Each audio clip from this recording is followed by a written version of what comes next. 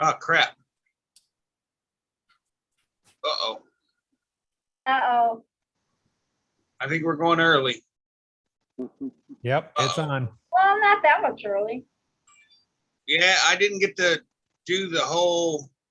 All right, well, never mind. I mean, we're here now. That's okay. All right, well, welcome to all the early birds. You get to see a few minutes early of the show of me messing up, apparently. Because here we are. Uh-oh. Now I gotta get everything ready because I didn't have that ready before. Why do I never pop up on my own? There's a joke there. All right, here we go. John from 1984. Barbecue's in the house. Man. Hello, guys. The other Nick. How's it going? Angela, as soon as the show gets going, I've got a shout out to you and Tony here in a little bit. This is my first live since this thing happened, and I just want to give you guys a shout out. So we'll talk about that later. Somebody remind me, hopefully Mark, because I'll forget. Mark's going to forget too. Someone remind Mark to remind me. There's a chance.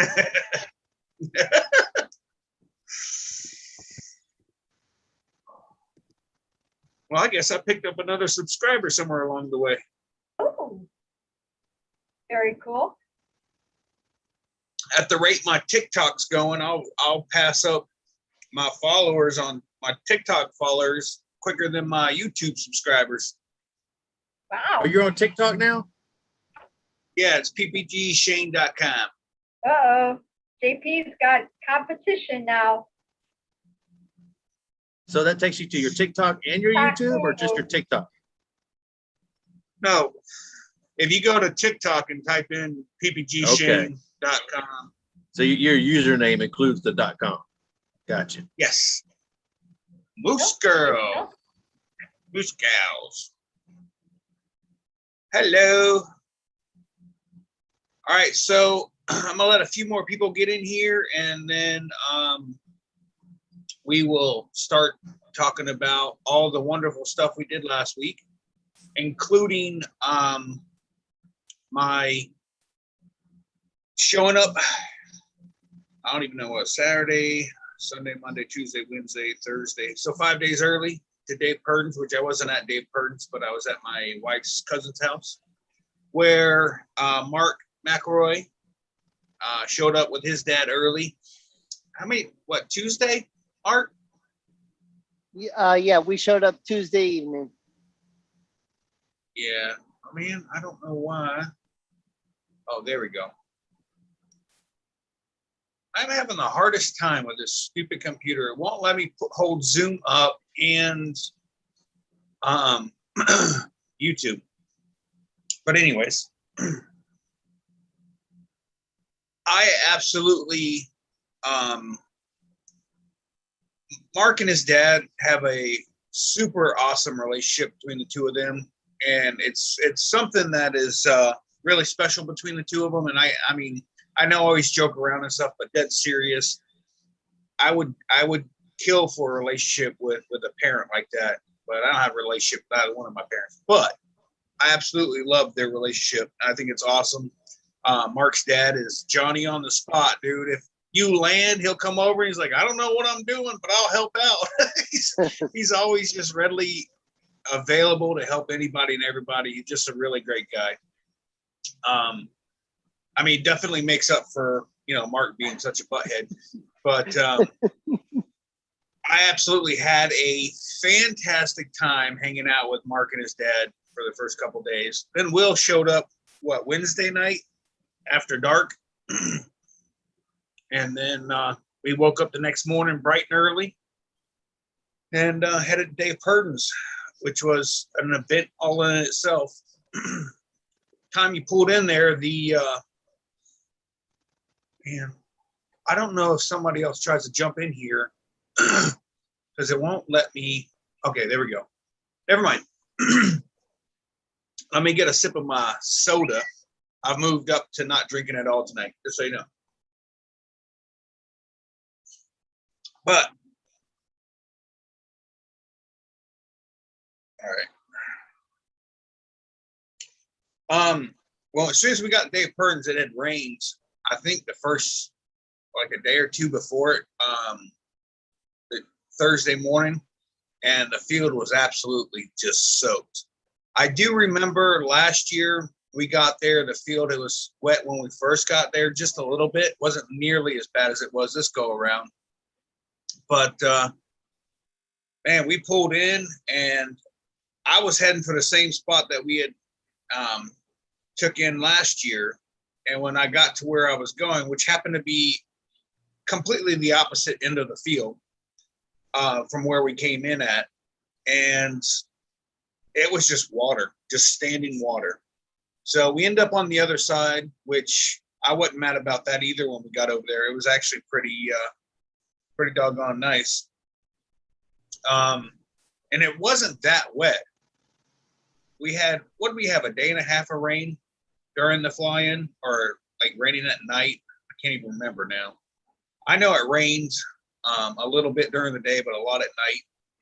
And that just absolutely just, that field, I don't know why that field can't drain. It's on a slope, it feels like, but it just stayed wet the entire time. Eric, anything you want to tell us about the fly-in? Not the leaving part yet. We're gonna save that. We have a special what do we even call this? A special story of Jade and Eric trying to leave. Well, Eric, let me ask you, what was your favorite part of the fly-in, other than me? Well, nothing. You covered it right there. No,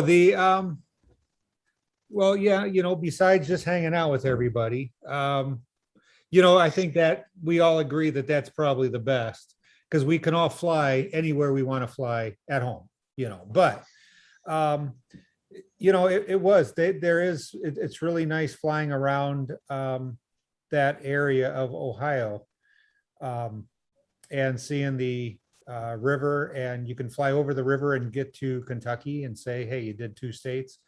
But it was nice. Jade and I actually got off the Earth, and we went, I don't want to say south, because I guess it would be east towards the city, and we saw the bridges. I thought that was kind of cool. And I got to fly kind of low to the bridge.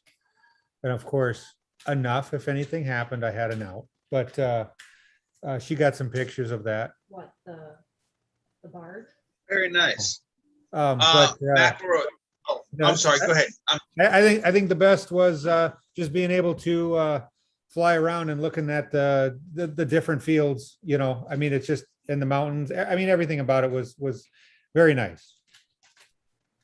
I still have not built up the courage to fly up and over the hills or mountains, whatever you want to call them, because I know on the other side it's just a bunch of trees. It's trees on both sides, and I'm like, man, I have to be up super high before I get over top of it. And then there's trees on the other side. I'm like, man, I'll just go. And you're talking, you can fly 10 minutes in one direction and do nothing but run over soybean fields and corn fields. It's as far as the eye can see along the river.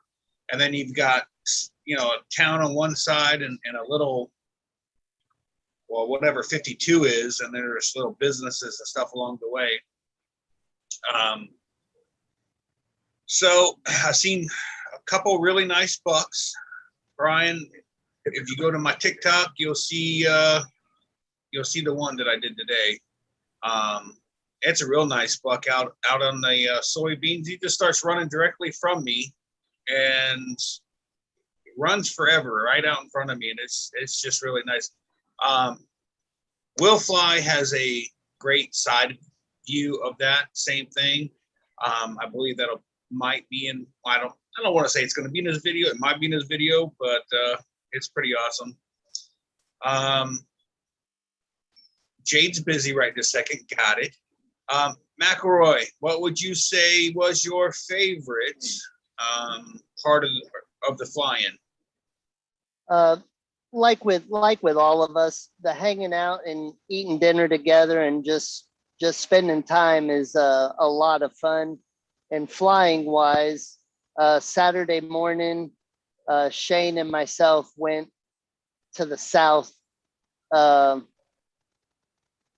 We went way down south past the golf course and the marina, and then I had a beautiful sunrise and real heavy fog or clouds over the river, and that's the nicest flight I've had. In the last year and a half since I started flying, that's the best flight I've ever had.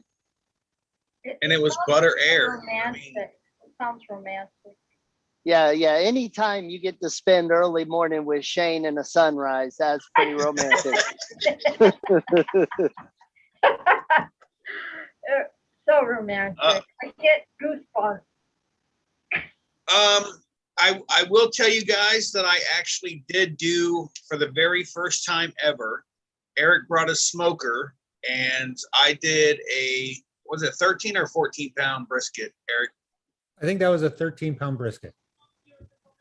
I never done a brisket hot and fast. Had no idea if it was gonna work or not, but it wasn't. I think I could have probably taken it off maybe half hour earlier, but I wasn't mad at it by no means. It was actually, it came out pretty well. And but yeah, I was so nervous because I'd never done a piece of meat that big, hot and fast. I've always cooked them 15, 16 hours. And well, that one I think I did in less than 6 hours, I think it was. Another joke there. Nah, here we I go. saw Yeah. Brian. I saw Brian in the smile. I didn't say anything. I put something in the chat, but I didn't say anything. Solid. I gotta tell you, I got another story, and I'm sorry to interrupt. Okay, so when we pulled in there, Jade and I got there about 4:30 in the morning. We filled up with water right away, and we had no clue. Shane gave us directions, but we didn't write them down or anything, and it was, you can't see anything. So we pulled into the back of this park, and we got out of our truck, just crawled into the fifth wheel, and we went to sleep. We didn't even put out any slides. We just fell asleep. About an hour later, I heard my phone go off, and it was Shane going, "Morning, where are you?" And I told Jade, I said, "Well, I'm going to go drive around and find where Shane's at." So of course it's still a little dark, and I get in my truck and I start my truck, and all of a sudden the headlights come on. And what do I see? I'm looking at somebody buttoning up their pants. And I'm like, you've got to be, I did pull into the fly-in, right? I'm not into a YMCA. So anyways, I look a little closer, and then I pull up a little bit and realize I parked right behind JP, and it was him buttoning his pants. Out of 150 pilots, that's what I got. So, and I'm just looking at him. I shake my head. I roll down my window. I'm like, really, dude? But anyways, that was my story. Sorry, go ahead. Talk about your meat. Poor JP. Well, I ended up doing 2 pork loins wrapped in bacon. Mark brought the pork loin, which, by the way, Mark, you still never sent me a picture of all that and of the name of that. Whatever, it's already a pre-made or pre-seasoned, pre-wrapped pork loin, and it was absolutely delicious. We cooked that on the Weber grill. I did both the pork loins. Mark brought some chicken thighs. We wrapped that, or he wrapped it. Let me clarify this. Mark brought and Mark wrapped, and all I did was put them on the grill. Some chicken thighs wrapped in, or chicken thigh with jalapeno stuffed with, or what was it? Cream cheese and the jalapeno wrapped in bacon. They were They were on point. What else am I missing, Mark? Oh, spaghetti. Mark's wife, who is one of these days, I will. I don't know if I have to start stalking her or something, but I will meet her. Made homemade spaghetti sauce, and I believe Cupcake Krista, made the noodles. Boiled some water. Her and noodles. It's about as. That spaghetti sauce was amazing, by the way. She can make that all day for me if she like. I won't turn it down ever. What else did we have? I had hot dogs for lunch. Good Lord, I'm trying to remember. It was all good, TikTok. and we were well fed as usual. Yeah, right. TikTok Tulo brought I believe it was a homemade cherry pie. Is that correct, Eric? Yes. That Danny. is correct, and I finished it today. Yeah. Will went to the dollar store and kept buying pints of ice cream and making them disappear. He was like a magician. It was pretty awesome. What kind of ice cream? Eric, what kind of ice cream was that? Or Mark, it was in your freezer. We don't know. We never got to taste it. It was that Edie's vanilla. Just plain Vanilla. vanilla? Yeah. Oh, man. He should have bought him some Reese's or Oreos and just crunched them up and mixed it all in there. Just like Dairy Queen. I did see a Dairy Queen in that town, by the way, when I was flying next to it. I did see the Dairy Queen. I was like, oh, we should, if there was a way of flying in there and landing and getting ice cream and then flying out of there and then show Will that we did it, he'd have been like, I'll be back. There was other stuff we ate. I can't remember. Anyways, it was all good. I really had no complaints about the food. So No, the brisket turned out really good. I didn't get a piece of chicken until the next day. I actually, because I had one on my plate, I just had Jade put it in the fridge because I couldn't eat it that night, and I had it the next day, and that was phenomenal. That was really good. But yeah, everything of course was good. I mean, and actually I think it was Bob that runs around with Mark. He goes, I come over here, you guys are talking about food. I come over here a little bit later, you guys are all eating. Then I come back over here, you're talking about your next meal. It's like, well, yep, that's pretty much what we do. Did you take the pit boss up there? Did you take the No. pear camper and the big or the big one? no, I took the Paralife, or I'm sorry, I should just change the name to Paralife trailer. Oh, that's what it says on the just- side. I know, on the sides, the back. I think there's one on the roof in case anybody's flying over doesn't know what it is. They can see it. I did tell Mark that I advertised 1,000 miles one way and advertised 1,000 miles back just for him. We're pulling that trailer. I'm pretty sure he's starting to lean towards some fuel money. Man, I tell you what, I bought that trailer thinking it would be a world of difference than pulling my big camper. And when I say big camper, next to Eric's camper, it's just a little hut home, a cardboard box. But it's 33 foot and it's like 8,500 pounds. And my paratrailer, I'd say maybe with everything in it, 2,000 pounds. You're talking 2.5 miles per gallon more pulling my little camper than my big trailer. How was that even possible? It's all thanks to the wind. Wait, say that again. Yeah. So with my big camper, I'm getting about 8.5 gallons, miles to the gallon. And my paratrailer, or my Paralife trailer, I'm getting 2.5, I think it is, miles per gallon more. and we're talking 8,500 to 2,000 pounds. You know, the difference in the two. Huh. How does that even work?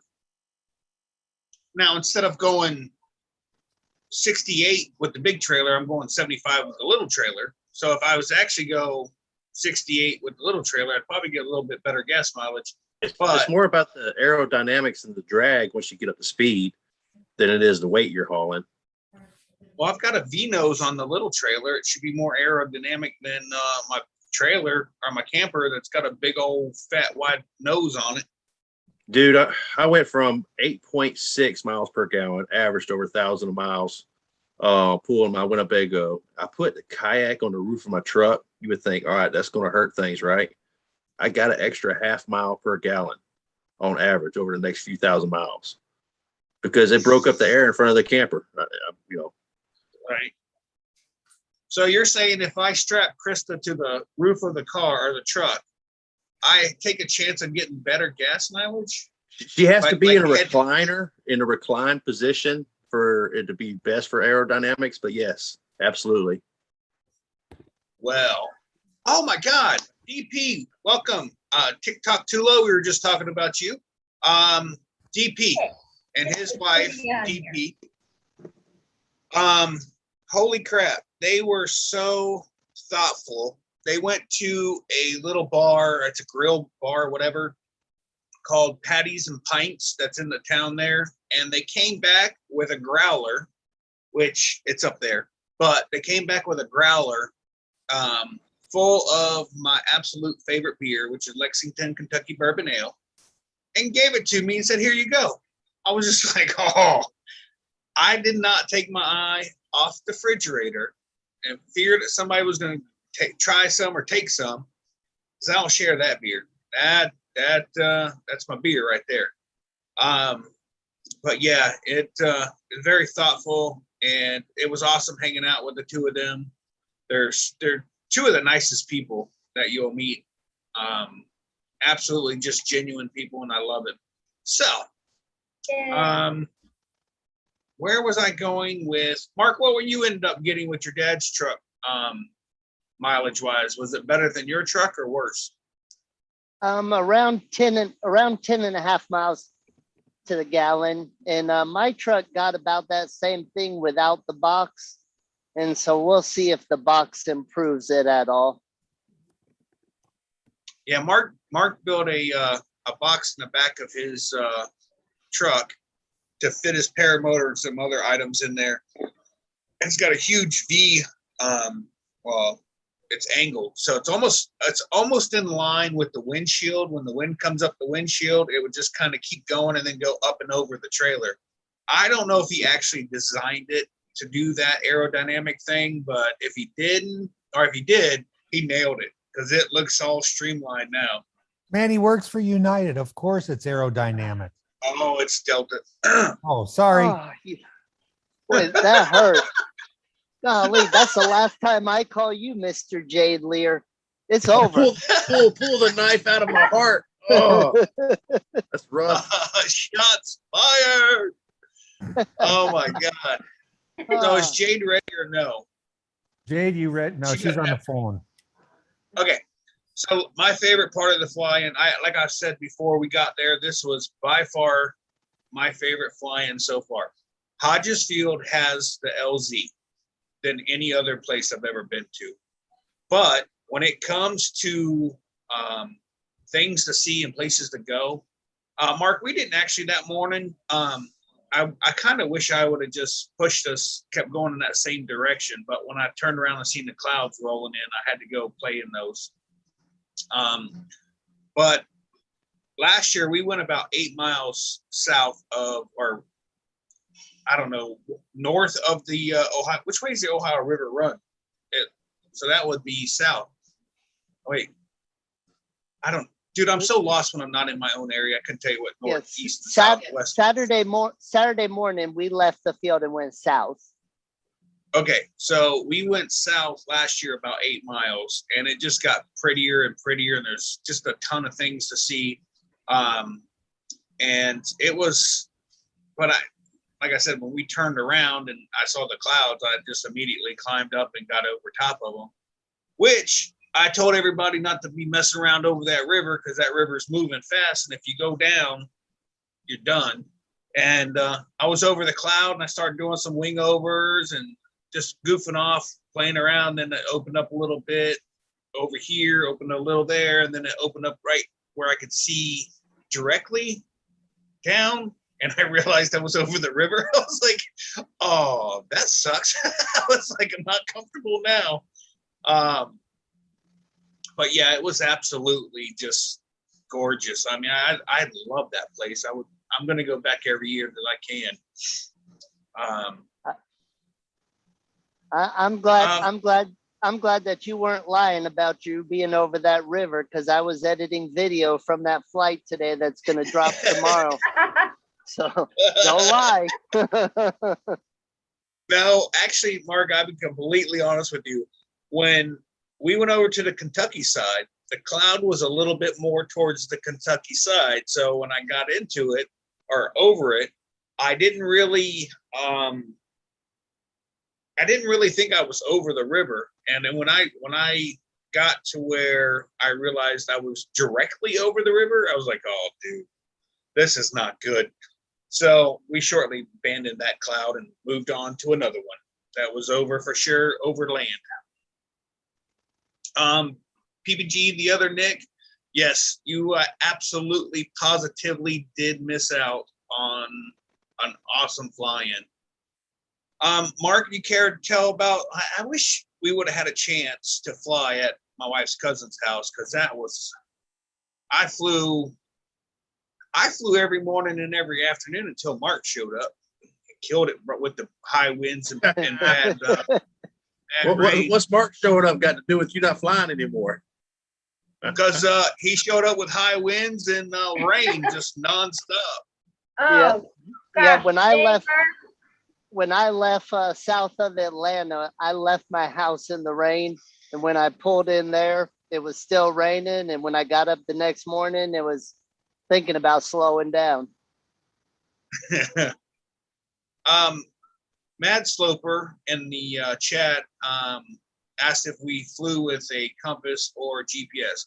I fly with Sky High, and that usually can get me where I need to go. It definitely shows me where I've been, so I just follow that back to the starting point.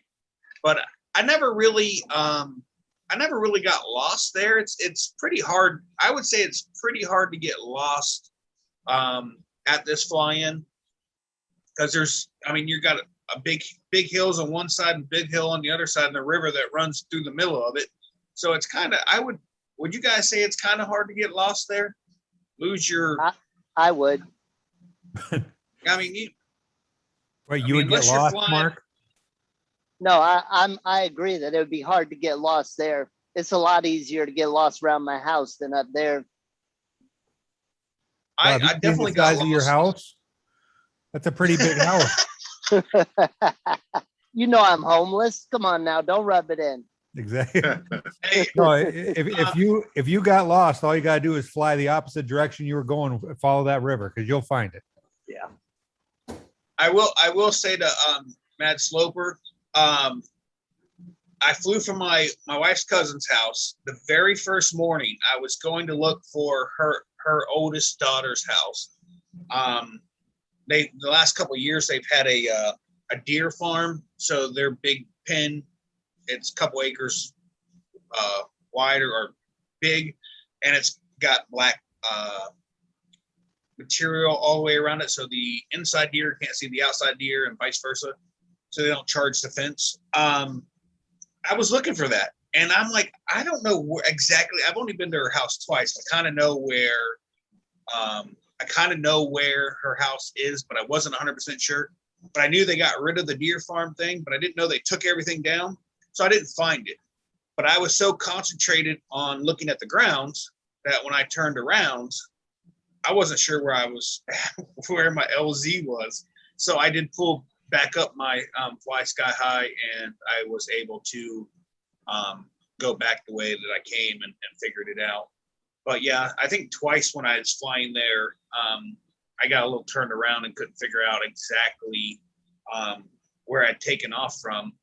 But then again, I knew that the river was out in front. There's a power plant right on the river, so it's very easy to know, oh, right there's the river, turn around, go back the other way. And I really didn't have any problems outside of just a few minutes of not exactly knowing where I was at. I did see a bunch of guys, or I should say a bunch of people that apparently have never seen, in Bethel, Ohio, have never seen a paramotor guy, because they were all stopping on the side of the road, running out of their houses, taking pictures. I told my wife's cousin, I said, hey, make sure you check your, whatever it's Bethel Facebook page or whatever for the town. I said, I'm sure you're going to see a whole bunch of blue and black wing all over that thing. But I don't think she's ever looked. But it was pretty funny how many people stopped and were taking pictures and stuff. Miss Jade Lear. You're on mute. I know you're new at this. I know. Sorry. You're on mute. There you go. I'm in Yes, the, I What do, was- so hi. Sorry. What was your favorite part of the fly-in?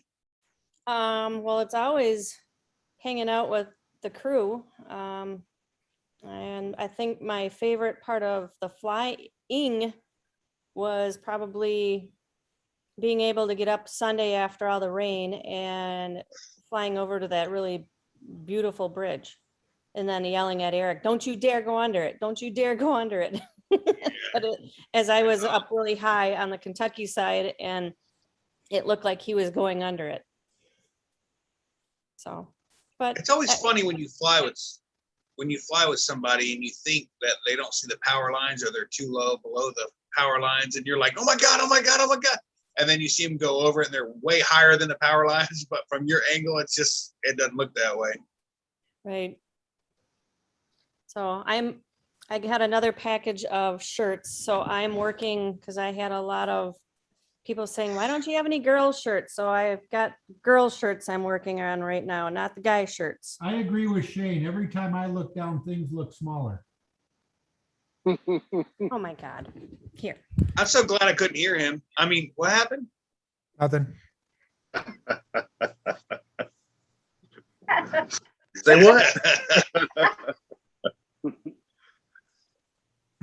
I did try. Oh. I did try live one time on Facebook, but everything was working fine until I got to one little spot, and service there is just so spotty. It's horrible. Well, it ended quite quickly, but it was all right. Outside of the rain, I mean, we really didn't have any real high winds or anything the entire time. When it was raining, we had a little bit of high wind, but can't fly in the rain anyway, so it was fine. Hey, somebody tell Will Fly to turn this camera sideways. No, Uh-oh. Will's in a ditch. Oh, Ah, well, now you're upside. Well, okay. There it is. I will. Will's at the drive-through at McDonald's trying to find a wife. That's Derek. I'm trying to find Wi-Fi. How's everyone doing Hey. tonight? Doing great, Will. Yeah. Now that we Where you- see you, Will, now that we see you, we're awesome. Stop it. You know, Will, you know what Eric and Jade should have done to you Monday morning? They shouldn't have woke you up. They should have just started moving the trailer, and you would have thought while you were sleeping, you would have woke up thinking, I mean, it would have taken another 3 hours for it to get moving, but once it started moving, you'd think you're on your way to Wisconsin. It'd be like Yeah, an earthquake. they could have- It was an earthquake. They could have put like pictures of cows and cheese and stuff in the windows. So when I opened the blinds, I think I was in Wisconsin. That would have been extra funny. Hey, so you want to hear? Okay, so another story, another thing that happened is okay, so I lost the key fob for my truck, but lesson learned, I always keep a spare. So somewhere I have a key fob, either in the grass at the field or in my trailer somewhere. So I was in the truck looking for or another key fob, and Jade starts walking out of the camper. All of a sudden, I hear a big pop, and then just a bunch of water gushing from the awning. No. Nope. Hold on. You got to tell the story. The first setup. Oh yeah, What happened? the first setup when is I get out of the camper and Shane's walking around and he goes, dude, your 10 by 20 tent you just bought didn't withstand the storm. I'm thinking, storm? We didn't have a storm. We had a little bit of rain. That was about it. I walk around and he wasn't joking. That 10 by 20 instant setup thing was on the ground, and I think all the water dumped into the trikes. You've got to be kidding me. Oh, well. So then, I mean, and this is like not even 20 minutes. Jade comes walking out of the fifth wheel. Here's a pop. I look over, just water is running, and it's running onto Jade. What happened is the little shock absorber, or the shock that holds the awning out, broke from the weight of the water, and basically it bent the arm of the awning. So then there's Jade, but I am not kidding. I have never seen Will move that fast, because he was still in bed, and it was like 2.8 seconds. He was up around the corner and standing at the doorway, making sure that, whatever just happened wasn't going to affect him. Oh, come on, man. I was curious. It was not a pop. It was a loud bang. Yeah, it Might was. have sounded like a pop to you. I was just curious of how when he jumped out of bed so quickly, but still ended up at the door with a cup of coffee in his hand to see what was going on. Come on now. And just to point this out, Will is eating again. If you were Bill at always McDonald's, eats. would you not be eating an apple pie? No, never. Well, I was talking to Eric, but Hey, I'm not. No, I'm saying is if it would be gone by now. yeah, okay, there you go. Well, this is the second one, and it's about to be gone. And I'm sitting here eating chocolate chip cookies. Oh, poor Mr. Lear. Are you gonna be okay? Chocolate chip cookies? So I did end up ordering all the parts for the awning today, and they'll be here next week.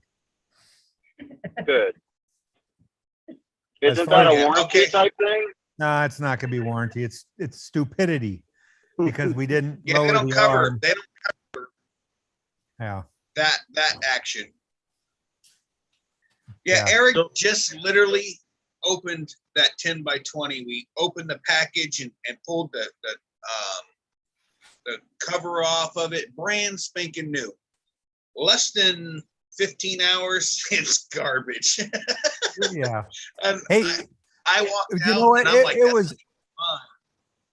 it was worth it, because remember when Will and Ben were trying to put the top over it? Yes. I mean, we had Will on top of Ben's shoulders, and they were trying to drape the top over. I'm like, this is awesome. I hope somebody has that on video. Ben's a strong dude. Yeah. He's yeah. stronger than he looks. I Yeah, should well, have been we- able to get a replacement arm off of yours for mine. What, you need parts too? Yeah, I'm not off my camper, but off of my 10 by 20. I have Oh. one of the section arms is broken. I keep forgetting to order a replacement. Yeah, if you need a replacement, if you go down to Ohio, you can pick it up. Yeah. Mark, I didn't even think about that. Holy crap, I could have unscrewed about 12 of them and gave you backups. I'm actually writing a note right now, so I'll order one tomorrow. Hey, saying that the term going down to Ohio just does not sound right. No, I don't ever go down to Ohio. I always Down to go up. Ohio. Hey, I want to, real quick, before I forget, let me run through here and say hello to everybody. I've been kind of caught up. We got Sean Nasker, Angela, Tony, JP Tulo, Matt Sloper, Walter, JR Paramotors. I know I've seen Jeff Dean's in here. Let me go through here. By DP. Let's see here. There ain't that many people here, so can't be that hard to figure it out. The PPG, the other Nick. Oh, fly, baby, fly. PPG in the house. He's had some family issues. I hope everybody's doing all right now. Let's see here. Scary Barry's groupie. While I'm giving shout outs, I'd like to give a special thank you to Angela and Tony for the card that they sent me. It was very touching, and I greatly appreciate it. My wife and I thought it was very sweet of you guys, and thank you, thank you, thank you. Kent Stamey. Who am I missing? I don't know. Okay. So, not to change the subject, but there's a gentleman that I hang out with from time to time, and the guy never ceases to amaze me. He will never tell you, you have no clue about the guy, and then just you go on Facebook and there he is in a biplane. I mean, how does one just stumble across and fall into a biplane and go live? Oh, JP Tulo, hello, John Wayne. Sorry guys, I missed you. How does one just decide, hey, I'm going to pull my biplane out and start flying and don't tell nobody? Well, Oh, you talking to me? no one else around here is flying around in a biplane today. That is my cousin's biplane. What did And I it's tell you? I told you. I'm like going, he probably just, oh, it was in the garage. Oh, well, let's take it for a spin. Dude, I'd be bragging about that. That was my first biplane, my first open cockpit. I'm sorry to have to say that. And my first steerman. That airplane is 80 years old today. Woo. And it was the most exciting airplane I've ever ridden in, ever. Wow. I mean, that's just amazing.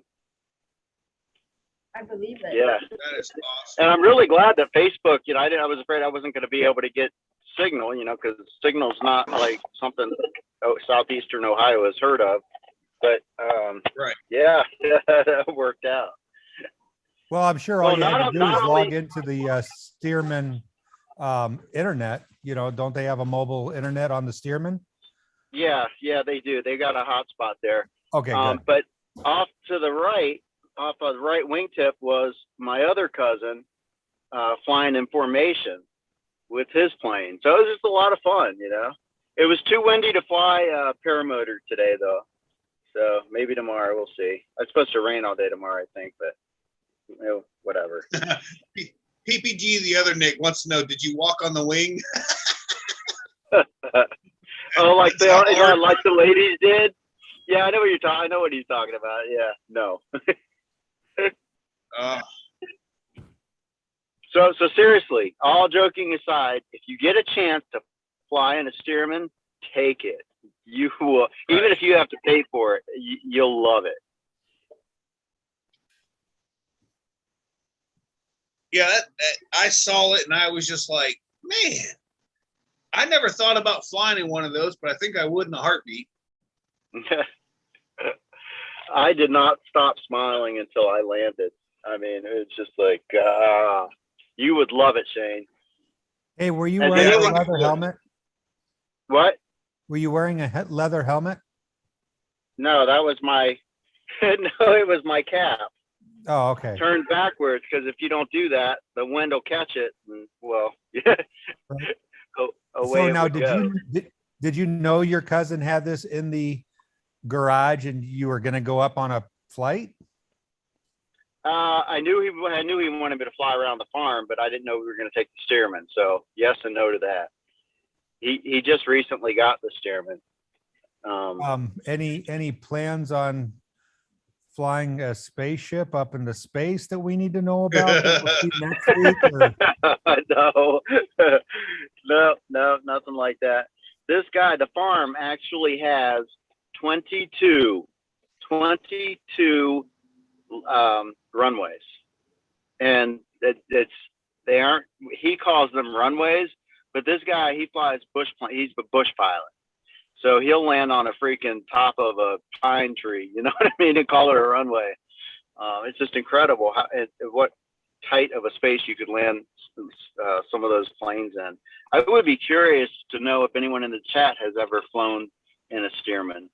I can't see the chat, but I'd be curious to know.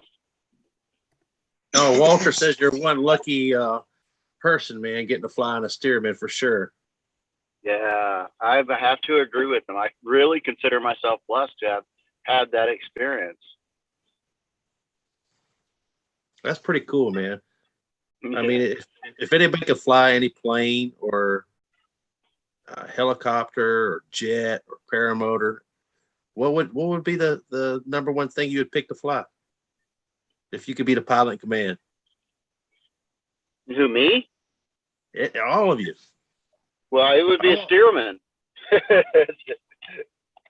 I've always wanted to fly a P-51 Mustang. I've only ever been in. I've been in a helicopter once and a plane a couple times, like a commercial plane. So I have no idea. But open cockpit does sound like it'd be pretty awesome. It's amazing. Absolutely amazing. My dad got to. Go ahead. I'm sorry. My dad got to fly in one down in the Keys, and he said that was the best flight he's ever been on. Yeah, a Stearman. Yeah. Yeah, it's just amazing. And what's really incredible about that is the pilot can't see crap. He can't see in front of him at all when he's taking off or landing. It's like all you got to go by is hope that, row of corn or whatever is still going to be a straight line by the time you get to the end of it, because you can only see out of the side. So definitely a challenge to fly. I did learn while I was flying out of my wife's cousin's house. We'll just call her Michelle, because that's a whole lot to say my wife's cousin. Anyways, Michelle's house, and I was flying over, and I'd never flown over corn that was 8.5 foot, 9 foot tall. And I was flying over it, and I actually was able to see down inside, like to the ground. And I thought to myself, if my motor was to die right now, how long would it take this glider to glide down to where I have to flare and hit the ground? Meanwhile, you're getting just absolutely pummeled with corn cobs on a 9 foot long stalks.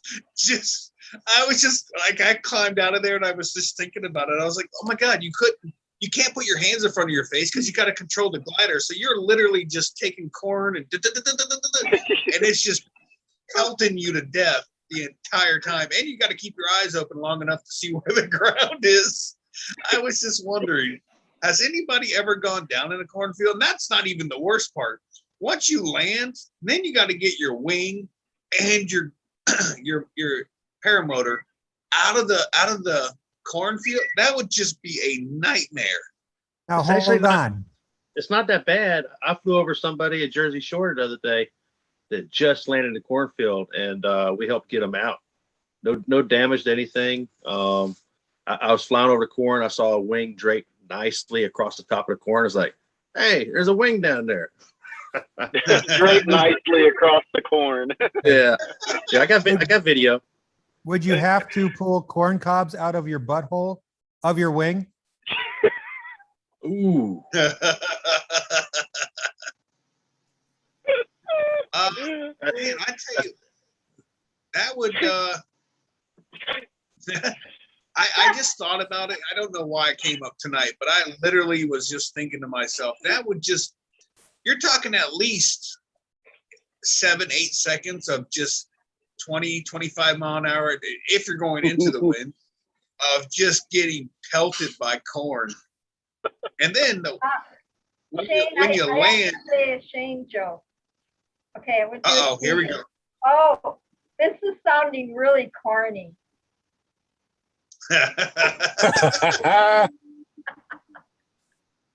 So once the corn hits your prop and you liquefy it, is it a corny joke or is it cream corn?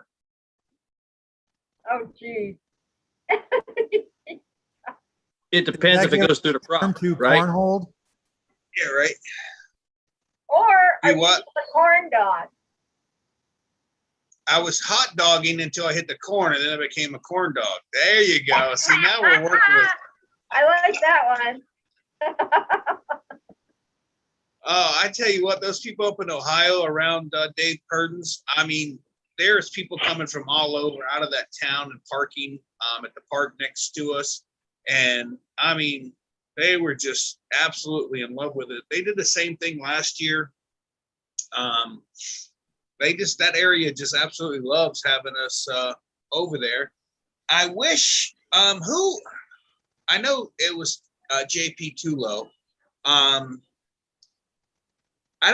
fast was he going over the speed limit, Eric?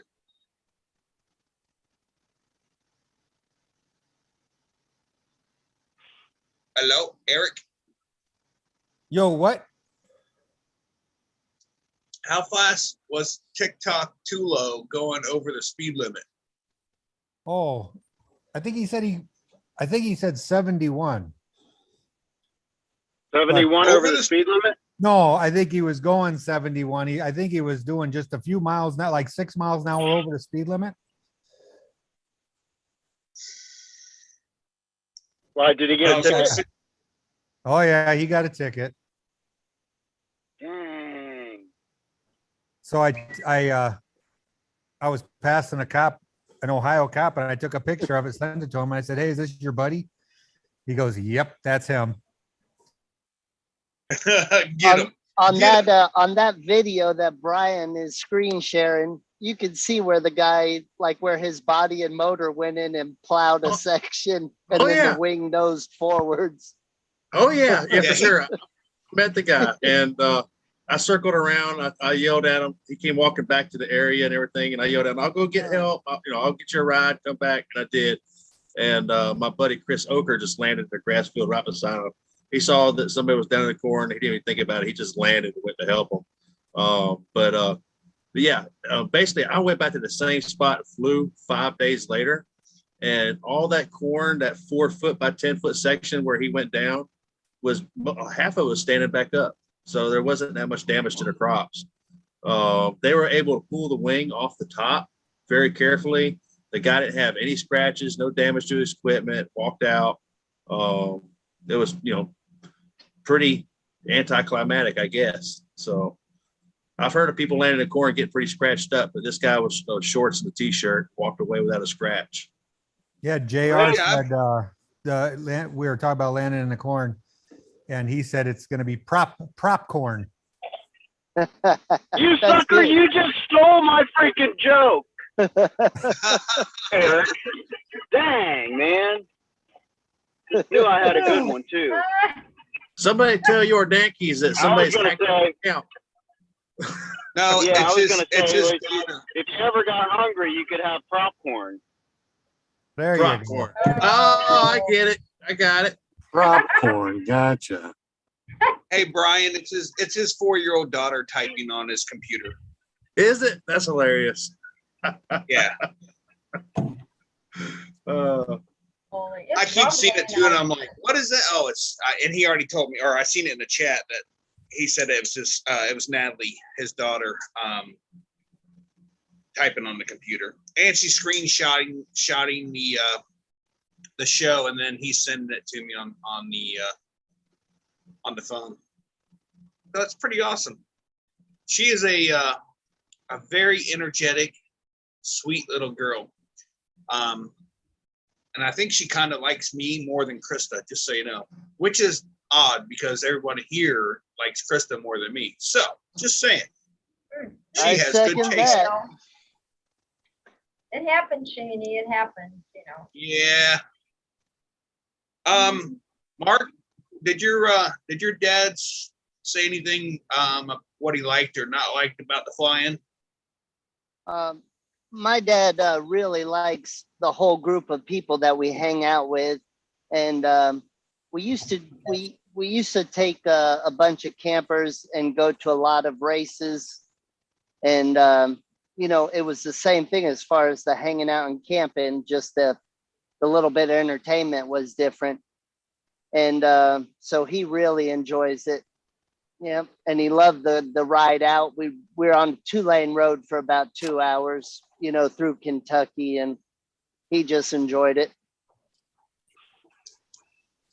Yeah, he just every morning got up and he was just raring to go. Boy, that guy just, man, he's just a really nice guy, and maybe you can learn from him for once. I mean, Yeah, I'm trying. You said I've the been trying for a entertainment, while. you said the entertainment was different. Does that mean it was better than this entertainment? No, racing not Different. they were no, having race cars. not better. It Different. just is something different. Yeah, that we would use the race, and you know, for the most part, I worked it for a while, and then after that, we would still go just as an excuse to go somewhere and hang out for, you know, 5 days or 6 days camping and having breakfast, lunch, and dinner. How old's your dad, Mark? He's born in If 40. it's He's born in 43. I think that makes him 78 at the end of this month. so, you think it's okay for your 78-year-old father to lug your motor all the way across the field for you? He had Krista helping him. I know, man. He just jumped right in. I have no shame. Hey, Mark is like, you little minions, get my equipment, bring it to me.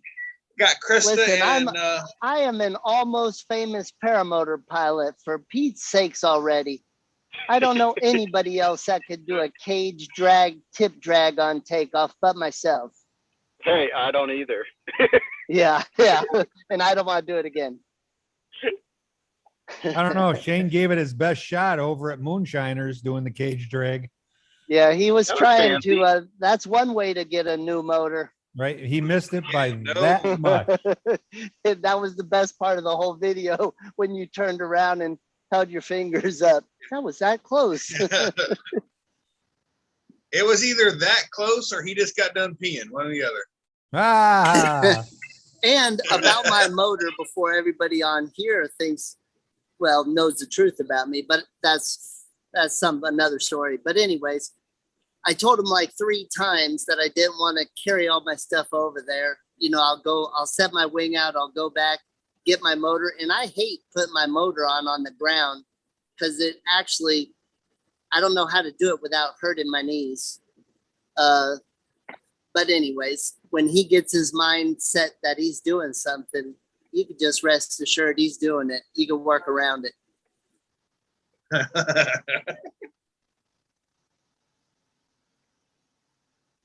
Yeah, he's definitely a right there, ready to help out.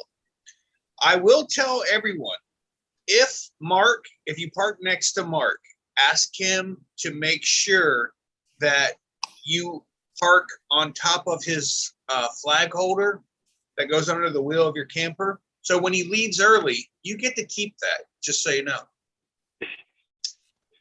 I know I got me a bright orange flag holder, just so you know. And I borrowed 4 of his 60D spikes for my Insta Shade. I already duct taped them together and put Mark McElroy on there and do not use. So when next time I see you, I will have them for you. Just so you How know. about the GoPro holder? That was The Jade's. GoPro mount? Oh, What it mount? was? hey, Yeah, that was Jade's camera. Yeah, is there any What's reason that? I saw a orange flagpole holder and some spikes on eBay today? No, just a coincidence. Okay, just I- making sure. I do want to point out that I happened to put my flagpole into the holder and my flagpole just kind of went like, there was like tons of room in there. I don't know what that means, but Was it kind of like throwing a 2x4 down a hallway? it Or a hot more dog. like it was a hot dog. And I was just like, man, is this guy like, I looked at Krista and she's like, don't look at me. I was like, all right. Hey, if that doesn't work for you, I'll take that one back and I'll just build you a new one that will work for you. No, dude. Because I got I'll to build give a you new that one anyways now. Why do you have to use it out of 2-inch thick metal? I went to hand it to Krista outside of it was in the bed of my truck, sitting on the outdoor carpet to hold it down. And Krista's like, give me that. I'm like, listen, grab it with 2 hands. She's like, just give it to me. And I Are we give it still to her. talking about the holder? And when she I knew grabbed that it, was she just kind of went right to the ground with it. She's like, what is this made out of? I go, Mark builds everything unnecessarily too much. And well, now it's probably overweighted the limitations of my axles on my trailer, but you know, it's all good. Oh, that's Hold on, true. I'll be back. I have to go get some more soda. I apparently drank it all. And yes, it All is right, Mark. soda. Mark, you're up. I'm up. I was waiting to hear Brian. I haven't heard enough out of Brian today. Brian who? Brian Haybell Waller? True. This is true. Yes, the infamous. Yes, Mr. Haybell. Hey man, I just been being quiet listening to y'all because I wasn't at this one and I wanted to hear what happened. So Well, you need to plan next year to be with us for this one in particular, and pray Yeah. for no rain. yeah, I am. Next year I plan on hitting a balloon fest in Pennsylvania, and then coming down hitting Dave Pern's, and then endless foot drag on my way to Colorado with a camper next year. About to head out there for a hunting trip, and I'm not taking any flying gear with me, and I hate that big time. But next year I'll plan a little differently. Hey, And yeah, DP, you're right about the no rain part. DP in the chat, I'll get back to you in just a second. But Brian, you just brought up endless foot drag, and I'm not sure if everybody's aware in the community, but I saw that Michael Holiday, the guy that puts it on, I got to meet him in Texas at Kyle Matula's when I was out there training, and he came out there to pick up a trike for a couple days, and I got to meet him and hang out with him a little bit, and he's a really nice, real good gentleman. And anyways, I heard he passed away Saturday. Oh no! Yeah. Yep. And it said that's the person that put what is his connection to endless foot drag? That's his baby. You know, he's the one that put it on. And anyways, they're going to continue to have it. And they had talked to him, you know, while he knew he was probably going to pass away. And he said he wanted them to, keep pushing forwards with that. But he was a heck of a guy. He wasn't a friend of mine. But I got to hang out with him for 2 or 3 days. Seemed to be a really good Christian man. And yeah, he passed away Saturday. So keep his family in your prayers. Right. That's right. So sad. I'm so sad. Hey, I've got a couple of questions from Mad Sloper. I'm sorry, Mad Sloper. What is a typical fee for entrance and for a fly-in? This one was $40 and then $20 for a shirt, which you didn't have to buy the shirt. To be honest with you, I kind of felt like I needed to buy a shirt to make sure that I actually was able to get into the fly-in, because they limited. It was supposed to be 150 pilots, but I think they bumped it up to 182. I know at Swanee, what was Swanee? Well, it was only like was it 25 or something at Swanee, Brian? Do you remember? Yeah, they've all been around $20 a night or something like that for the camping park. Right. But then there's usually an entrance fee and a pilot's fee if you're flying, not camping. Yeah, I'd say on know. average $50. Yeah, on average, yeah, that's about a fair. That's about time you pay for a shirt. And he also asked about tent camping. My first year of flying, I did all the fly-ins except for the local ones in a tent. I did Vail, North Carolina for 10 days in a tent. They don't care how you come. There was tents at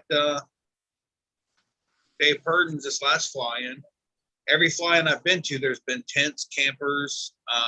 Sometimes if you're like, I know at Hodges Field, they don't charge, was it $10 a night? And if you're hooked to power, it's $20 a night, whether you're in a tent or in a camper. So, I mean, I think that's pretty fair. If you're boondocking, it's $10 a night. If you're using power and water over there, then it's $20 a night. I actually think that's a pretty good deal. But I'm trying to see if you got any other questions in there.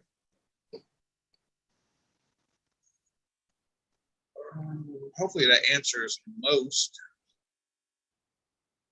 But yeah, the fly-ins really, if you think about it, we really only fly, let's say 2.5 hours in the morning, 2.5 hours at night or in the evening.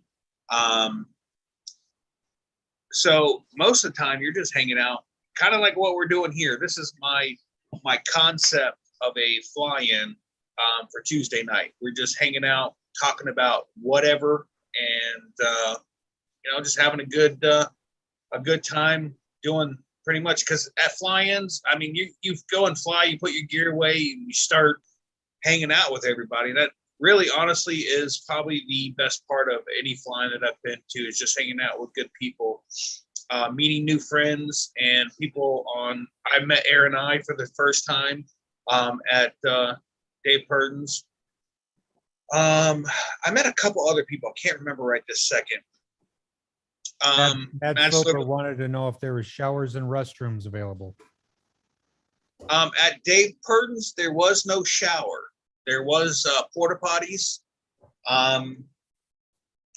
Brian, you didn't get Mr. Haybell. You didn't get to see my new shower setup. It's the same cooler, heating element, fountain pump to shower head, but I actually have a 2-room. What do you call that, Mark, or anybody? What is It's that like called? a changing tent.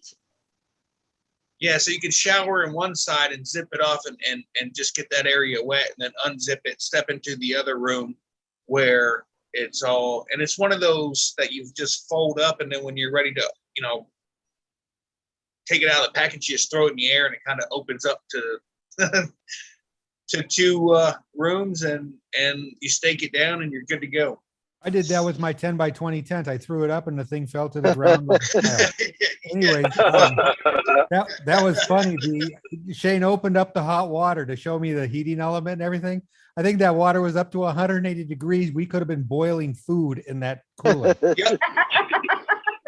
It did. That Brian, that heating element, I turned it on, and then I went in and took a nap, forgot about it, and about, I don't know, it must have been 3.5 hours later, I walked over and the thermometer said 181 degrees. I was like, oops, we'll leave the lid off.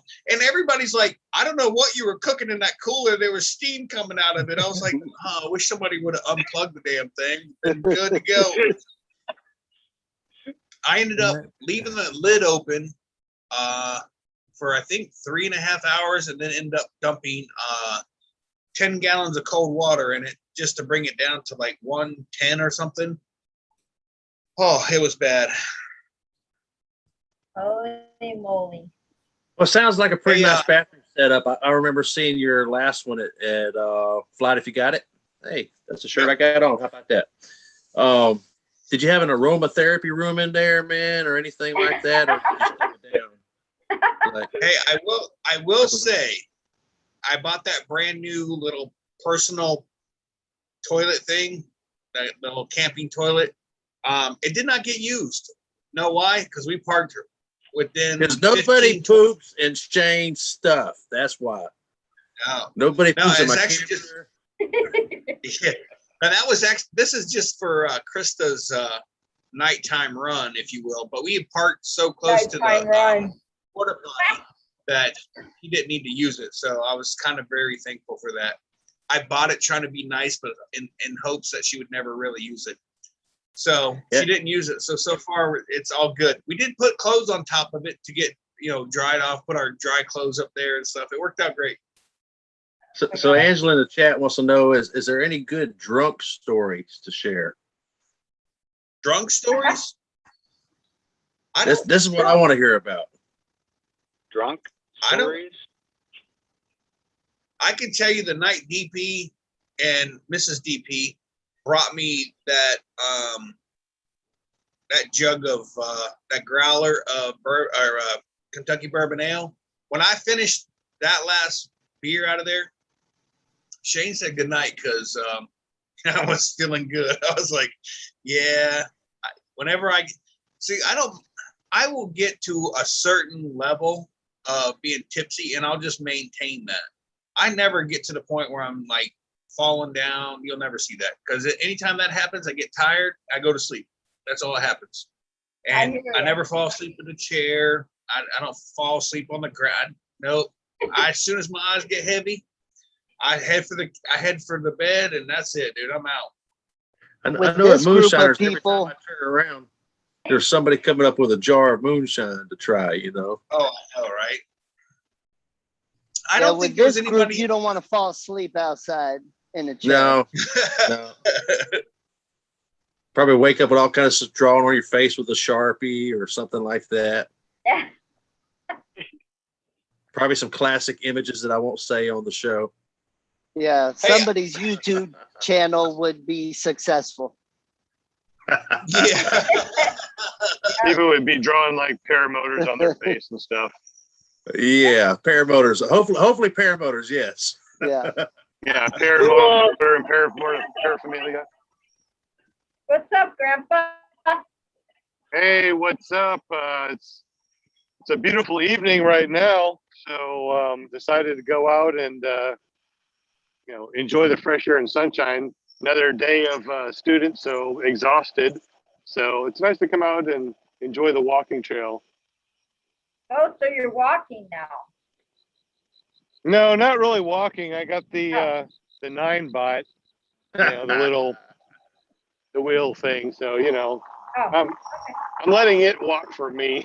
there you go. That's cool. I can do 20 miles and not even feel tired. It's great.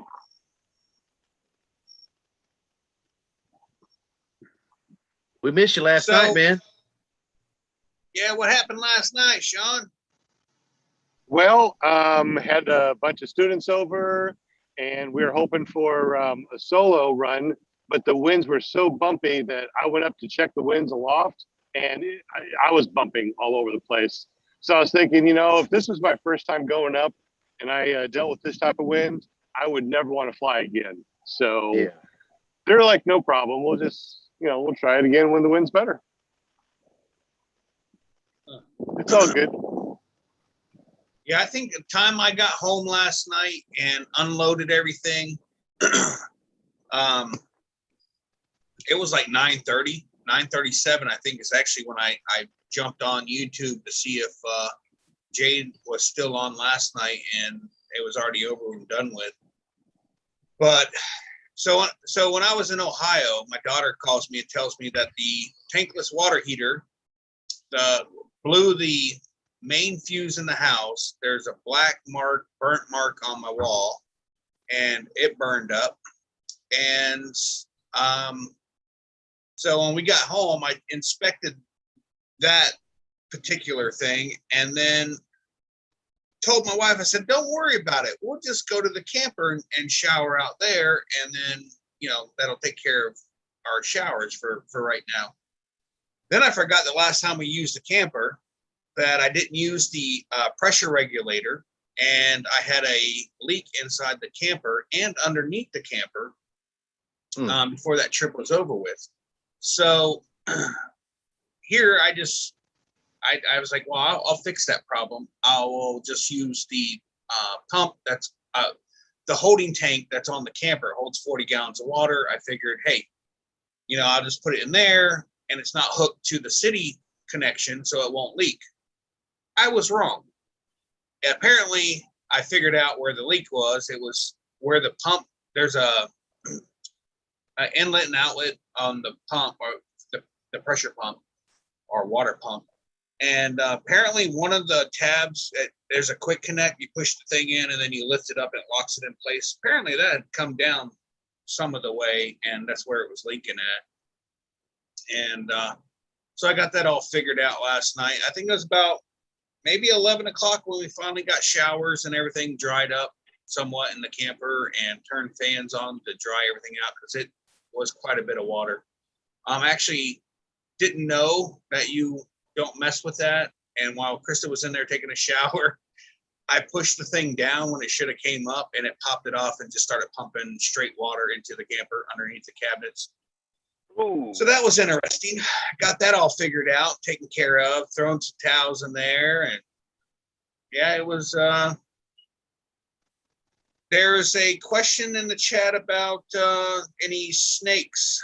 Yes, there was a few good scares with my new, Waller hasn't seen it yet. I have a remote control snake now. And Nice.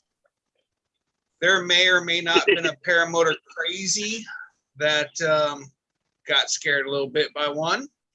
And there may be a JP Tulo that cursed out loud and ran. Yeah, those are coming. I just need to get some editing done. It should be good. A remote control, you said, snake? Is that what you said, Shaney? Yep. Is it coiled and he can make it strike, or is it just wiggle around? Please, No, let him. No, it just wiggles at you, and the little tongue comes out like this. So as it's coming at you, the tongue going in and out. It's pretty cool.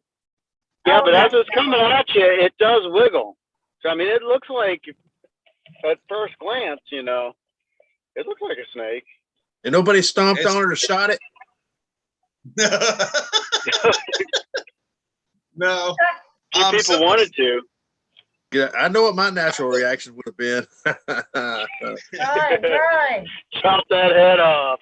we would have found out the mechanical structures of this thing pretty quick.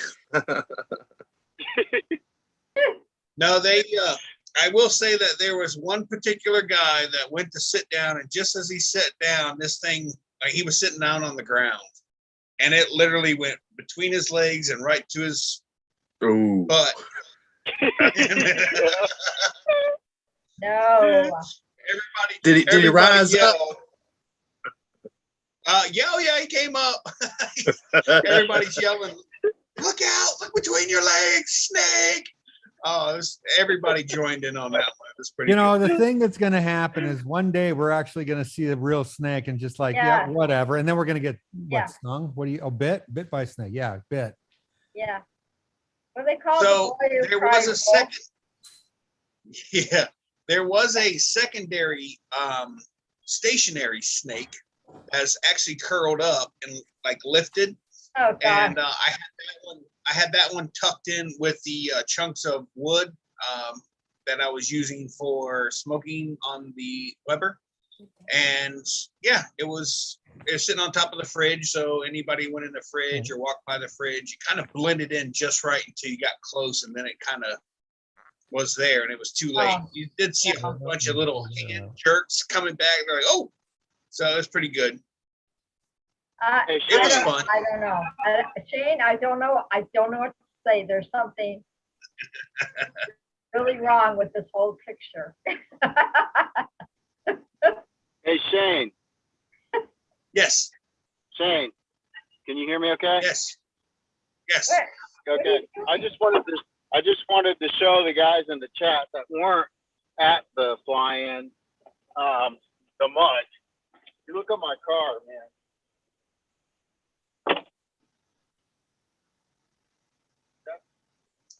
Like all over my windows and everything. Man, hey, like freaking, it's a freaking mess. I'm gonna after here. I'm gonna go pressure wash the car or something. But Yeah, when I met you at Moonshiners, your car was white. yeah, Yeah. my car was clean until I left, and that was my favorite part of the flying was the getting away from the mud. I'm just kidding. Of course, the favorite part was the people, but wow, it was good to get out of that. Are you It kidding was me? I You will got tell like, you. you have 5 spots of mud on your car. And did you see my truck? Well, yeah, I saw your it's your truck. Have you seen my paratrailer? Because when I first left at 5:30 in the morning, I was moving forward, but I was like saying to myself, I should be going faster than this. And I didn't realize I was absolutely just peppering the front of my paratrailer. That entire thing is just caked in mud. I was like, oh my God. Hey, you And I didn't didn't hurt even the think about Paralife it. logo, did you? No, I actually got out and took a napkin and cleaned that part off. I left everything else dirty. Ooh, And I thank did God. get a couple. I did see, and I never did this before until Will, one of his videos where he was, I think he was on his way to Bad Apples, and you were talking about people taking pictures of the paramotor. Like I never noticed anybody paying attention to that stuff, but on the way back, I think 3 or 4 people take pictures of the side of the Marks logo, and then had one person, I'm assuming they were zoomed in on the paramotor guy hanging from the mirror, because like I could see her like moving the phone so she could, I guess, zoom in on the paramotor guy hanging from the mirror. But I never noticed anybody paying attention to that until after your video. Yeah, it makes me feel good, man. I mean, I see people, as they pass by laughing, you know what they're talking about, but that makes me feel good, bringing some laughter to other people. And I could just imagine if it were me, I'd be thinking the exact same thing. Is that guy crazy? Or, I mean, I've actually had people look at me and do this. It's like, yeah, I understand, man. I know exactly what you're talking about. But try it, you might like it, So Eric, so the fly-in's over with. It's what time in the morning did you guys decide to leave? And can you tell a story about how you just pulled right out? Oh yeah. No, so we tried to get up at 5 o'clock so we could see Shane and Christoph. But of course, Jade wanted to stay in bed. She didn't want to get up, so I didn't want to disturb her. So 6 o'clock rolls around and I'm like, all right, let's get up. We have to get Will going because he's kind of a slow morning guy. So we go and, get coffee going, get Will going. We hop into the truck after we get everything put away. And this is about 6:30. We put it into drive, in 4-wheel drive. And I slowly push on the accelerator and the truck just dropped about 3 inches in mud. Didn't roll 1 inch. It just dropped. And so we pulled the truck, from underneath the trailer, raised the trailer up a little bit, put wood blocks under the tires, brought it, truck back, hooked the 5th wheel back up, put it into drive, and all it did is basically spit out the blocks. It was not moving. The trailer was it was stuck in the wet grass that was now indented, probably 3-4 inches. So we're sitting there and some guy in a Ford truck comes over and he gets out, oh, I'm not going to miss the opportunity to pull out a Chevy. And I just look at him and said, yeah, well, whatever. Right now, I don't care if you drive a Chevy, Ford, or Dodge, man. If it can get me out, I'm happy. So he gets out a strap and he hooks up the strap, and I don't even think the strap got tight, and he was spinning in 4-wheel drive. So we just unhooked the strap, and then he slowly motivated out of there. And we ended up calling in a wrecker, and they showed up fairly quick, I think within half an hour. But he had a flatbed, 2-wheel drive flatbed. And I'm just looking at this thing, and I look at the guy coming out, and I'm like, it felt like the movie Jaws. I'm just looking, man, you're going to need a bigger boat. That's not. And he walks over and he's like, hey, I only got 2-wheel drive and a flatbed. This ain't going to do much good. So he ended up leaving. He said he'd come back in a little while, and he wasn't kidding. It was a little while. 3 hours later, not 2 hours later, they showed back up, and his buddy, he still had his flatbed. His buddy came with a wrecker, and I got to say, I'm not real good with distance. I was going to say length, but I'm not good with distance. And I'm going to say like 300 yards. So 3 football fields from where we were to Hard Pack Road. And they ended up basically dragging us out with a cable at 30 feet each time. They had to reset, drag me 30 feet, reset. It took a little while, and they got me out, and I was happy. But then I hear Will and Jade are back there like gambling how much this is going to cost me. And I'm like, I mean, I was afraid I was going to turn around and there was going to be dollar bills on the ground because there. Because it was Memorial Day, so it's a holiday. They had to hook up, I don't know, 6 times maybe, I guess. I don't know how many times they hooked up, but they hooked up a lot. So the guy, I told him, I said, this is going to be covered under a, what do you call that? Roadside assistance. And the tow truck driver just kind of laughed and goes, yeah, they don't cover you when you're parked in the middle of a field, dude. And it's like, well, we'll try it. But, hello, good evening. The tow truck driver ended up charging me $250, and he gave me the receipt, and out the door I went. So I got to hand it to, I think it was Ted's Towing. They busted their butt. They got us out very reasonably priced, for, considering they had, 2 guys there in separate trucks. We were talking a little bit about this earlier, and Brian said, it's the equipment that they used, and hey, they used the equipment they had. I thought it was a very fair price. So a shout out to them. I appreciate it, but they did get me out, and because there was nothing there at the field that was going to tow me out. So who won the bet? Will or Jade? I have no idea. I think Jade did. Yeah. Okay, so Will needs to pay up, and that'll help pay part of your $250 bill. Yeah. Will waited around that whole time when Will could have been on his way to Dayton. I hung out just to make sure they were safe. Will did. All about your little car? Yeah. No, his car was parked. His car was parked where it's high and dry. The problem was he didn't want to get out and walk across the mud, so he was stuck too. See, this must have been pretty bad, man. Based on what y'all are telling me about vehicles getting stuck and everything, the rain and mud must have been pretty bad. It wasn't bad at first. It's the traffic going back and forth to coming and goings that literally just kind of tore that field up. When you first got there, that entire place was green. It was grass everywhere. And when you left, on the inside circle might as well have been another dirt track because it was just mud everywhere. Yeah. And Go ahead. Even with my truck, I knew leaving out of there right at the very get-go of this was going to be a little tough. And I told Krista, I said, I don't even think we're going to be leaving without getting stuck.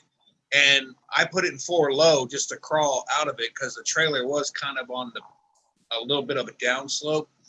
And I did spin for, like I said, I hit the gas and I was like, I should be going faster than this. And then when I looked in my mirror, I could just see the front of the trailer was just caked in mud. So they were just spraying mud all over. But yeah, I left out of there and I took it out of 4 low because it doesn't like to go over like 4 miles an hour at 4 low. So I put it at 4 high and was going about 15 just to make sure that I could get momentum going. And yeah, it worked out just fine. I didn't get stuck. Yeah, JP was leaving. We almost were did. watching him leave, and he wasn't going very fast, and he keeps his paramotor on his bumper there. So we were all thinking maybe we should go start up his paramotor and just pin it to give him a little bit extra push to get out of the mud hole. But yeah, he actually made it out with no problem. So You can get Will to Well, help even out. JP He's got or a big even, motor now. Oh, let me tell you, man. I had 2 failed launches there after the rain. Shane talked me into giving it a try. Thanks, Shane. Anyways, the first failed launch, whatever, the wind shifted direction, no problem. The second failed launch, the wind started to come up and fall behind to be safe. And then I look down and I'm freaking stepping in water like ankle deep. You know, I'm like, I'm like, oh man. Did that bring back God, memories I from was just moonshiners? So frustrated. A little bit. Except I didn't have the ground support I had at Moonshiners. So I trekked my wing all the way, motor all the way back. I know.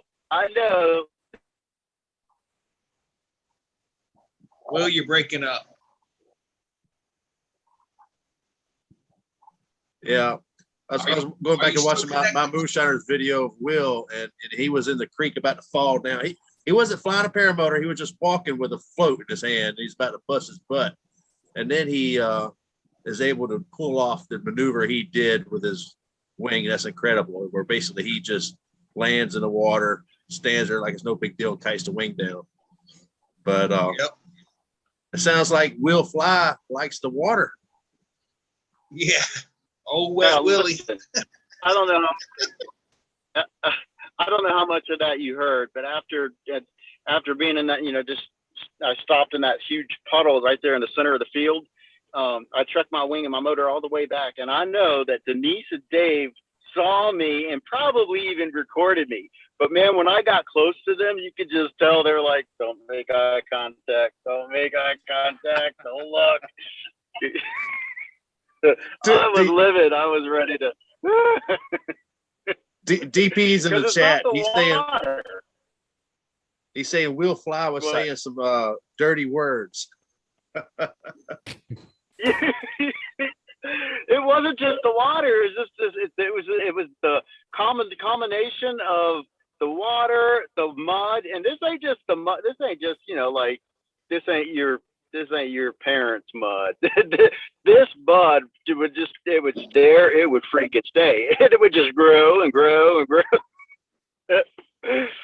So anyways, DP came over and talked to me. Thank you, DP, for cooling me down and keeping me from killing everyone else.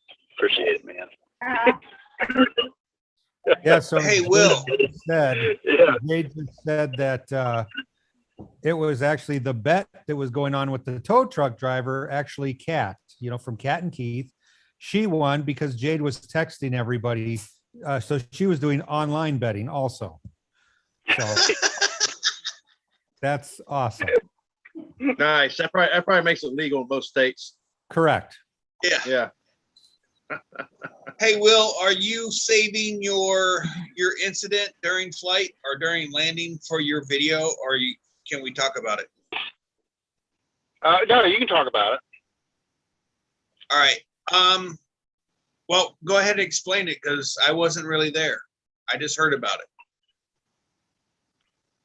Okay, so when I go through my checklist and I put my paramotor on, I strap it on my back. I actually count the leg, leg, chest, chin, but there's a count to it, 1, 2, 3, 4, 5, so that I know that I've covered all bases. That's as I do it. Then I do the exact same thing, but I physically check to make sure that the leg strap is secure, chest, chin, that whole thing. So I did that. And then I launched.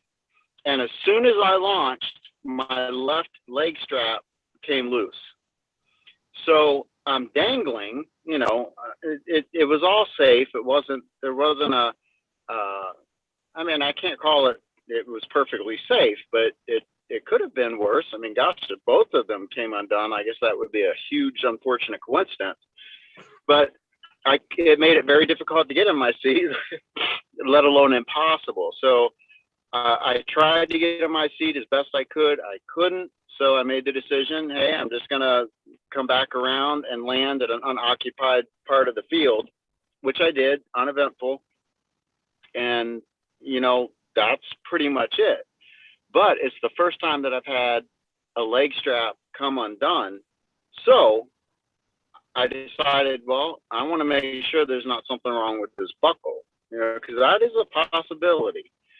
So buckle out, and buckle was fine. There was no problem with the buckle. So that meant that the problem was in my checklist somewhere that because I know I checked that buckle. I pulled on it anyway, but it must have been in such a state that the way I pulled it didn't, give the tension required to pull it apart actually.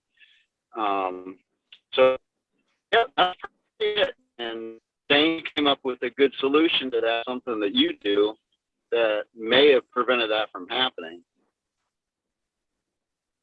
Yeah, I do. So as soon as I get buckled in and I get the paramotor set on my shoulders right, it's adjusted everything, I actually end up bringing my knees up as high as I can, which pulls your leg straps really good.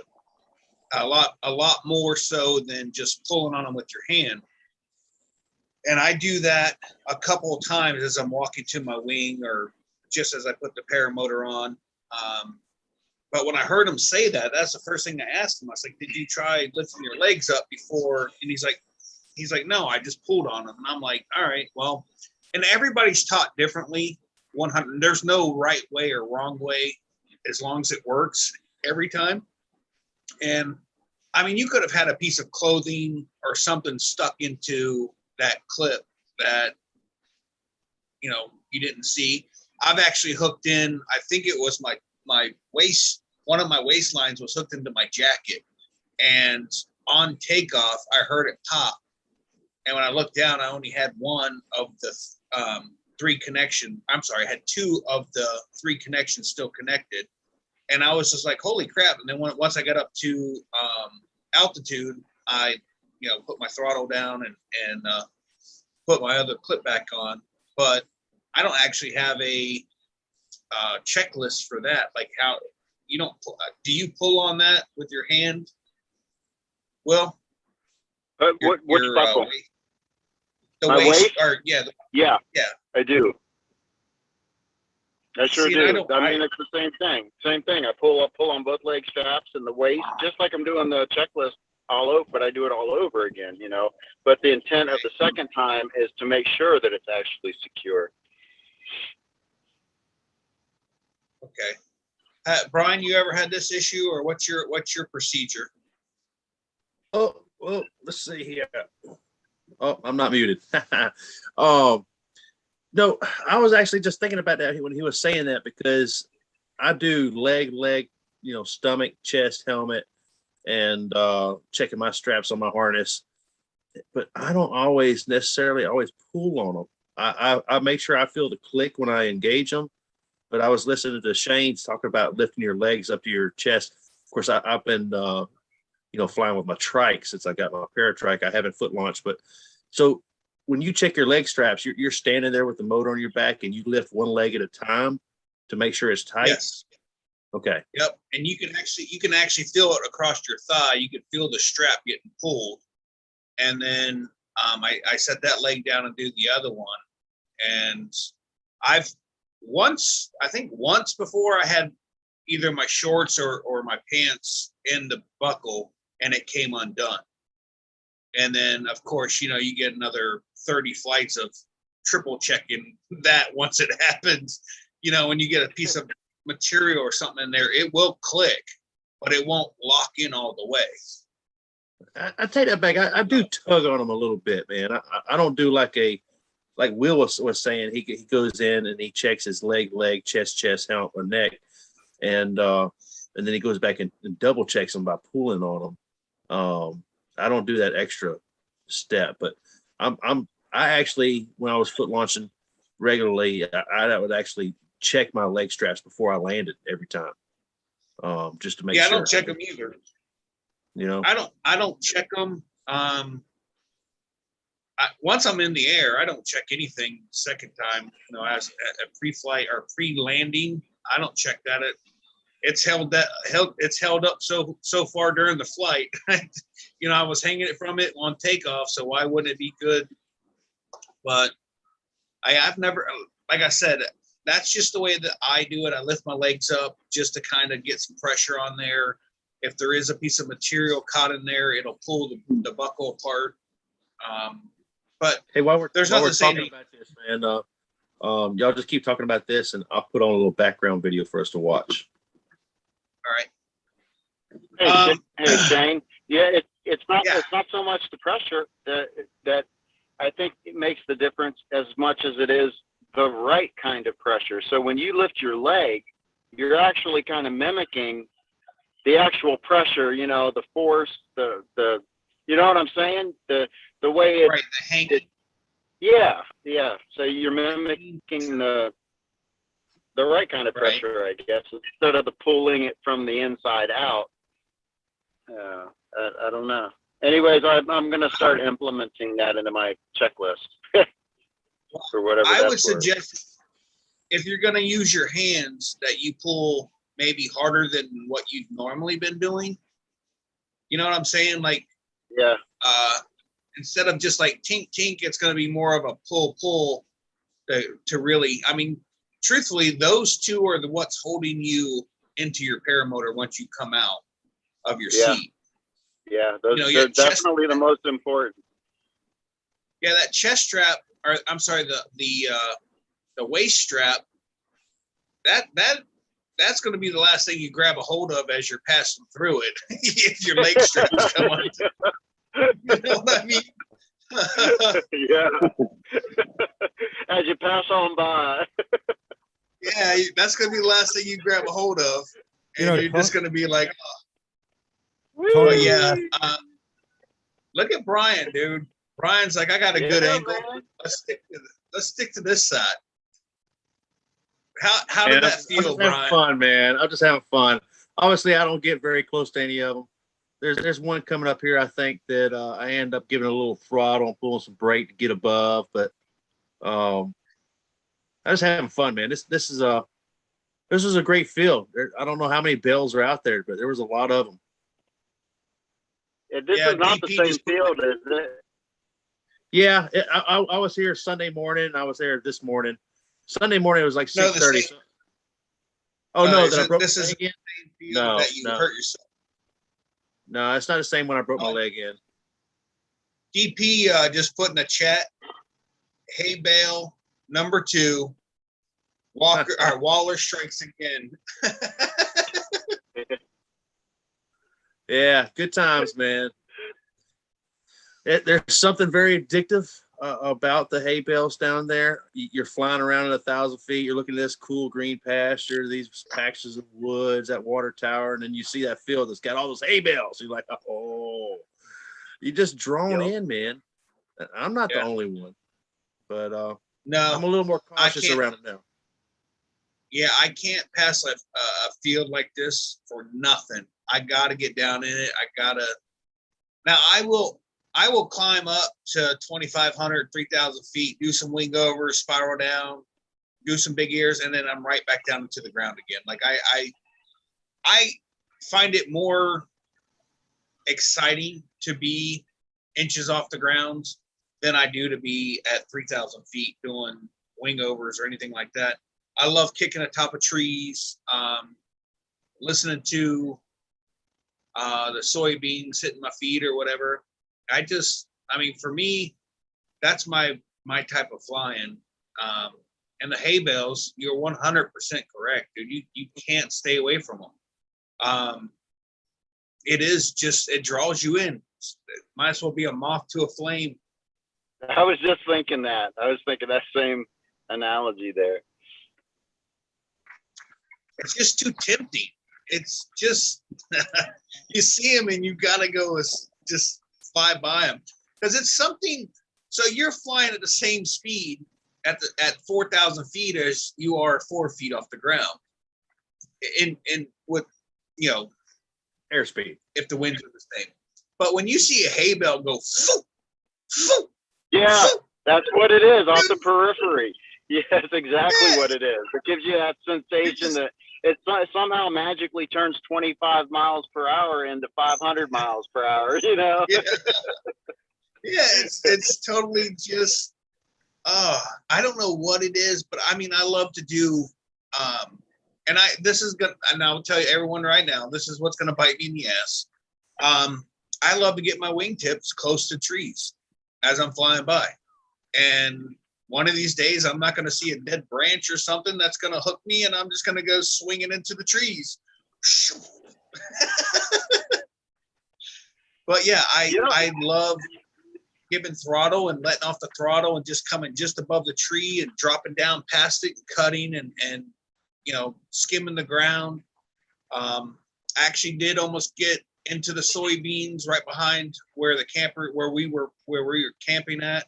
I went up, took off, I throttled, let off the throttle, swooped down, and I actually hit a little downdraft that put I put my feet way into the soybeans to where I was leaning forward, from the drag. And I added a little pressure on the brakes and hit throttle. And when I was taking off, I could hear stuff going through my prop that was hanging on the cage. I was like, whoopsie, that one almost got me. Didn't we see? Oh yeah, that was. Hey Shane, I just want to say that he's taller than me now, man. Yeah, Dang, look at him. man. He is getting Look at that dude. That's Mr. Red. Hi, Red. Hi, puppy. That he's, freaking tongue. 8.5 months old and probably every bit of 70 pounds already. Are you going to keep him, Brian? Yeah, we're gonna keep him. Why you want him? No, man. He's all yours. He's a good dog. Yeah, we've been in the pool twice today already. He'll get in the shallow end of the pool and just stand there on his back legs, and we'll throw him stuff. He'll catch it, and man, he's a good dog. Every time we go walking, he jumps right in the pond and everything. He's definitely a water dog. Good. Hey, we actually got to meet JP Tulo's girlfriend this trip too. She came and hung out Yes, for the we day. did. I love Which her. one? We're all wondering what is wrong with her because she is actually willingly dating Tulo. I don't know. It was Yeah. kind of crazy because she came to the fly-in and we all got to taste her pie. And What? Cherry, that. Yeah, it was Cherry. Please tell me JP's still in the chat. Jade- No, Jade's know. sitting here I'm looking Yeah, at me. where is he? Where is that dude tonight? No, Oh, man, man. she makes a mean cherry pie.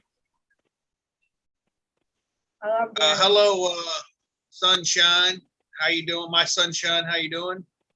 I don't think I've seen you in here before. Welcome. My sunshine is Petra, Petra and Mark from the Fly-Ins. Okay. Hey, Yep, Petra.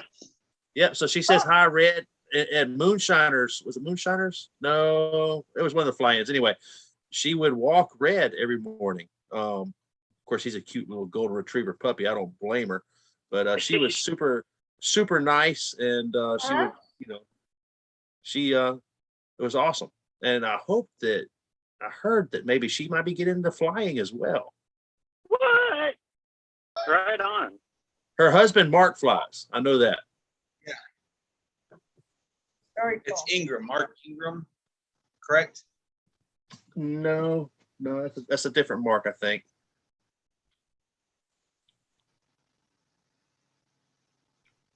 What am I thinking of? Who am I thinking of? No, Man. you're correct, Shane. It's Mark Ingram. Okay. It's Okay. his wife. All right. Yeah. All right. They're local to She- to where I live. Yeah. Okay, She- appreciate the correction, Mark. I was thinking about Mark Putman. I was getting them mixed up. Yeah, thank you. So one thing about YouTube, paramotoring, and fly-ins, not only do you have to remember the person's face, real name, and their YouTube name, it's just like, all right, I got limited amount of, I got no terabyte up here. It's more like a And 15 gig. and their wing color. You also have to remember their wing color. Yes, correct. Um, Yeah, until y'all keep getting new wings and changing your colors up. I can't keep up. Shane's pretty consistent. Yeah, no doubt. 8 years from now, I'll still be flying the same wing. You'd be like, yeah, that's Shane. It's got the duct tape holding it together. It's all tattered and frazzled on the ends. What kind of brake lines are those? Oh, those are shoelaces. But she's still oh, flying. Shane. They're hand-me-downs. We take whatever we can use. Yeah, right. He goes and hangs out and starts going through aviators, trash bags and oh, this one looks good. Well, bad. That is That bad. actually make a pretty funny video, Will. You could be Yeah. dumpster diving down there at the Redfield and Aviator and come out with an old wing. Teach yourself how to fly. Yeah, just get little pieces, parts of a motor, like the Cadillac, Johnny Cash Cadillac song. Yeah, you get a new student that chops up a wing. You go out there and pick up the little pieces and be like, I can make a wing out of this, and just start sewing them together. You're like, ripstop my butt. Yeah, right. Hey, maybe you can just buy enough ripstock. It'd be cheaper just to cut out a big 2 sheets of ripstock, put it all together, and make a wing out of that. Yeah, man. It could be a single layer wing, right? I mean, imagine how light that would be. It would be awesome. Oh, there you go, Will. Will says, I got something Listen. going here. I'm willing to cheap out on a redneck hot shower, but I'm not willing to risk a redneck ripstock wing. Not this guy. I have to draw a line somewhere. Motor, maybe. Wing, no. Yeah, right. They taught me at Aviator, said, you got to have the wing to fly. You only need the motor to get up there. Yep. Yeah, you can put a a chainsaw motor on the back. I'm sure that'll get enough thrust to get you going. Be like Mike Myers, Yeah, right. or is that Freddie or Jason? I don't know. Mike Myers, Freddie, or Jason? It's one of those guys. Who wields the chainsaw? Oh, no, that was Jason. Okay. Yeah, Actually, Jason. Friday the 13th. Texas Chainsaw Massacre. That would work too. All right, I got a guys, chainsaw. I got a jet. I got to put a little girl to bed and make sure that her homework is all done. And I got to be a parent. Jade has homework Oh, tonight? Yeah, Jade has homework. Got to make sure it's all done. Hey, I thought until you said little girl, I thought you were talking about Jade up until the little girl part. I was like, oh, never mind. I know what's going down tonight. Yeah, right.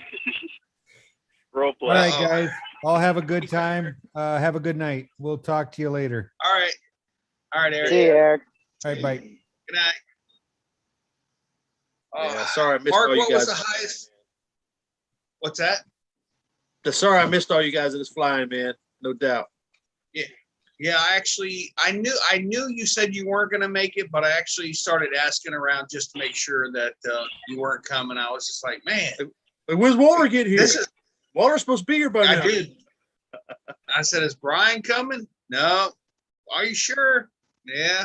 All right. No, he actually Well, came. yeah, He it was just he was on the other side of the field. Yeah. He didn't want anything to do with us. There you go. I know Krista. I know Saturday afternoon, or no, Sunday afternoon. Yeah, it was Sunday afternoon. Jade and Krista decided to go take a walk, and they were walking around the field. I walked straight across the field to meet them halfway because that's how I do things, halfway.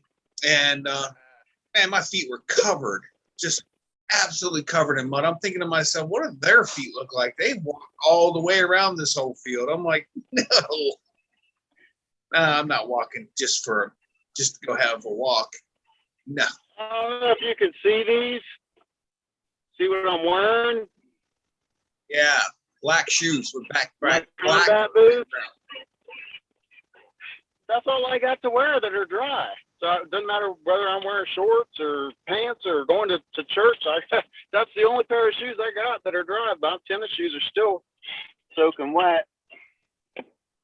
Hey, I will tell you, on Sunday afternoon when it quit raining, and I decided, you know what, I'm gonna go fly, because I actually had planned. I decided I wasn't gonna fly, and then looking at everybody fly, I was like, all right, I'm out of here. On takeoff, just as I got into my seat, I held my feet out, and I had one foot that looked like I'd stepped in a dinosaur turd, because it was just absolutely covered mud, and it was dripping. It was dripping to the bottom side of the view, and I'm like, all I could think of is it's going to get on the bottom of my paramotor or whatever. So I hung my feet back down and I started kicking them together, and I was trying to get all the mud off of it. And then, DP, good night. Good night, DP. Bye, love you, man. So as I'm flying, I noticed that they're starting to dry because of the wind and everything. And I'm like, all right, sweet. I come in for a landing, another dinosaur turd on both shoes now. Like, oh, man. A million years from now, archaeologists are going to uncover these footprints. This is the footprint of an ancient paramotorist. I hear something about a dinosaur turd. Yeah. That's funny. Some of the mud, you're just running along, and all of a sudden, man, you just step like you step into a dinosaur turd. It was just, and I will tell you, on Sunday night when I came in for that landing, I was more cautious and more worried about slipping and falling on landing. Sure. And I was trying to aim for right in front of our trailer, but when I was flying, I came in and I was shooting long, I was like, all right, and I'm looking ahead, like, where am I going to land? Because I don't want to land where all the cars have been driving.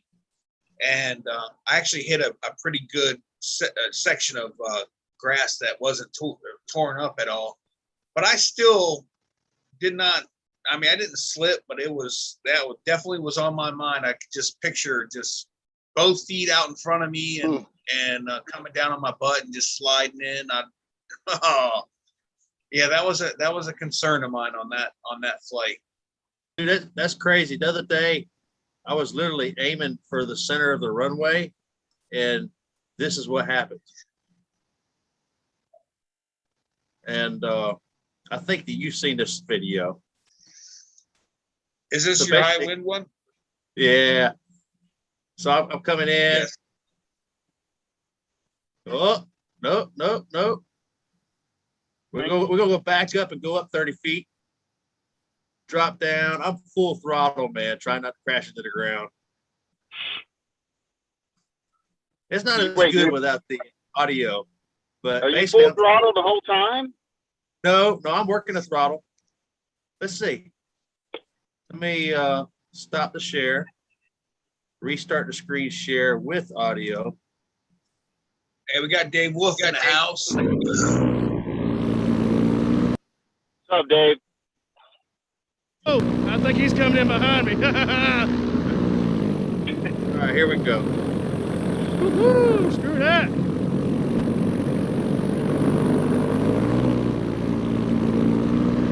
So this is by far the most. Whoa! Gust front. Shit! Full throttle.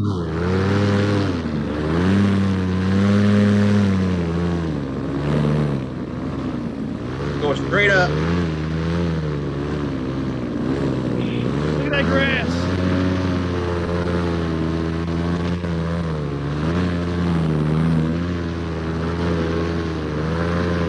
Brian, you had to work for that one. Yeah, it ain't over yet. I'll say he's still working.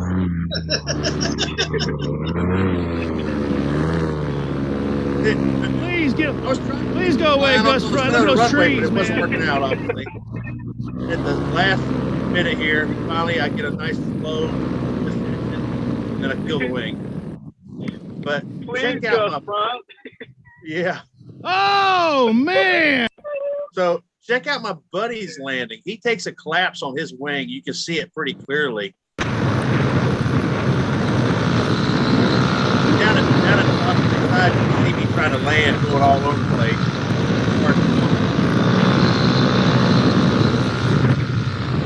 He's about to take a major collapse on the wing right here. Right side.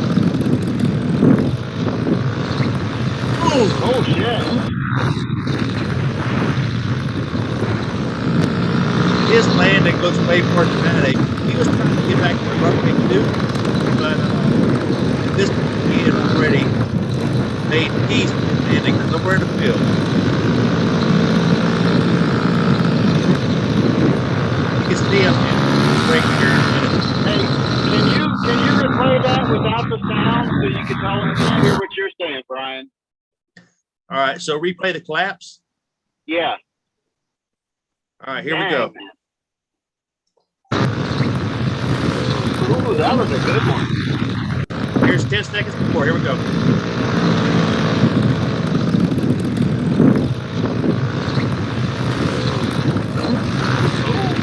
Oh yeah. Yeah, it was a big one. Right as the front one. Do you think your wing did the same thing? Yeah.